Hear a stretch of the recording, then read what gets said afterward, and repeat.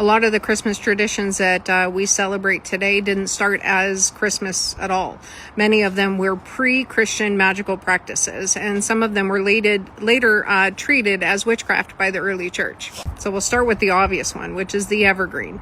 Now, long before the birth of Jesus was ever even celebrated on December 25th, the ancient Celts and Romans and Germanic pagans used evergreen branches to protect the home from spirits during the dark winter months.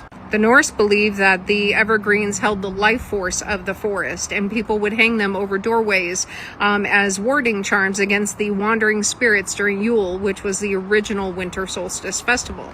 Next, we have candles and lights. Today it's Christmas lights, but in pre-Christian Europe, lighting candles on the longest nights of the year was a magical act. In Germanic and Scandinavian traditions, candles were burned to guide ancestral spirits and to push back the beings that roamed during the wild hunt. The church later called these beliefs superstition, and in some regions even called it witch fire. And of course, we have the Yule log. Burning a sacred log is older than Christianity by thousands of years.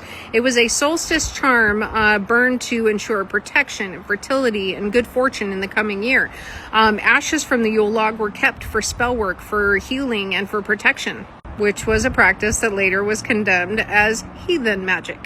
Mistletoe is another one. Druids held mistletoe as one of the most sacred plants, believing that it carried life force of the oak tree that it grew from. It was used in healing rites and fertility magic and protection spells. And by the Middle Ages, the church banned it in use in Christmas ceremonies.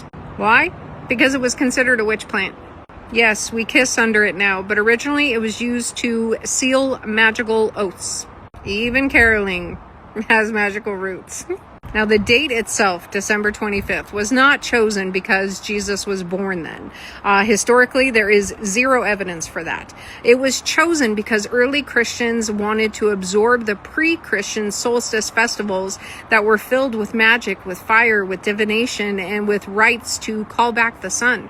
These practices were so widespread that instead of banning them outright, the church just slowly rebranded them. The lights, the greenery, the singing, the Yule log, the mistletoe. These are all echoes of old world practices, the kind practiced by people who honored the turning of the year and the power of nature in the darkest nights. Christmas as we know it today is not just a holiday. It's a tapestry that is woven from thousands of years of folk magic, old pagan rites, and practices that were once dismissed as witchcraft.